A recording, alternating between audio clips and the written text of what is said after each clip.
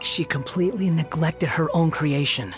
And to add insult to injury, she said it was because she couldn't bring herself to intervene in my fate.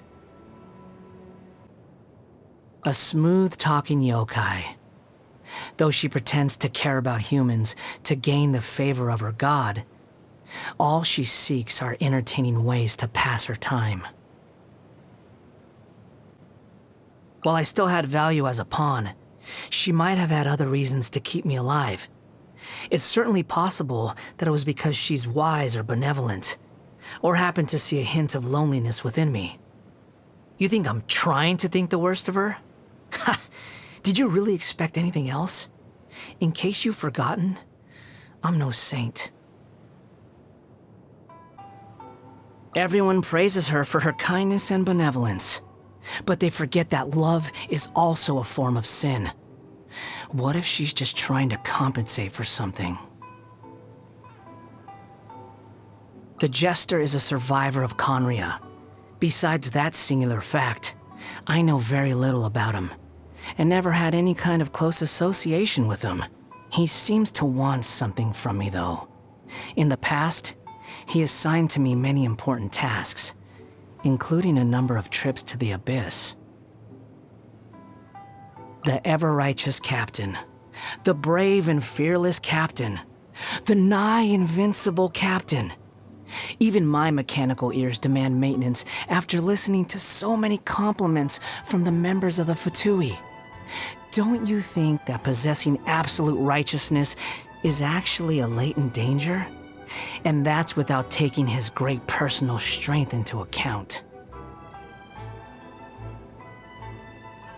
It's a pity that Lesser Lord Kusanali already forced him to erase so many of his segments.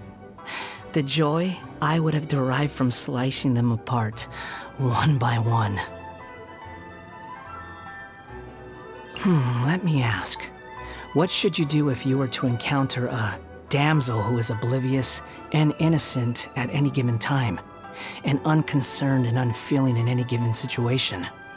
If it were me, I could at least challenge her to a fight. But if it were you, with your conscience, I would stay away from her. A wolf in sheep's clothing.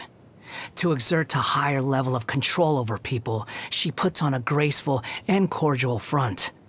Most of those who have seen her true crazy self have gone poof.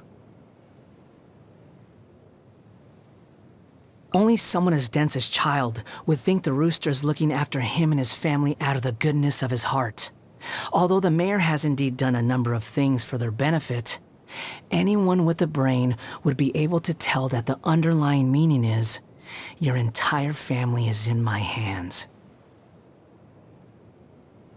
She has a terrible personality and cares for nothing outside of her own research.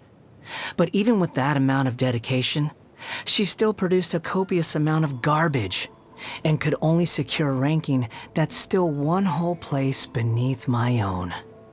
How pitiful.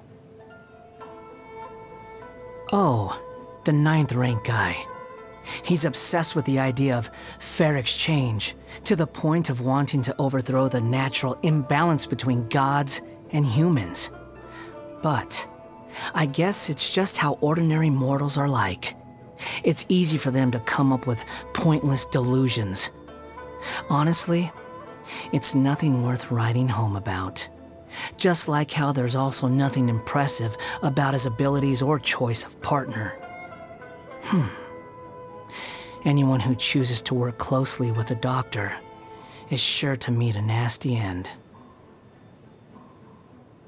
He's simple of mind and not that strong of body. Naming him to the lowest ranked seat lowered the Harbinger's collective prestige. Thankfully, I'm no longer part of that group.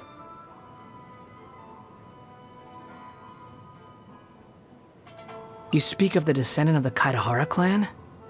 Then isn't he... Wait, he also possesses an animo-vision? And even managed to take on the Raiden Shogun's Muso no Hirotachi?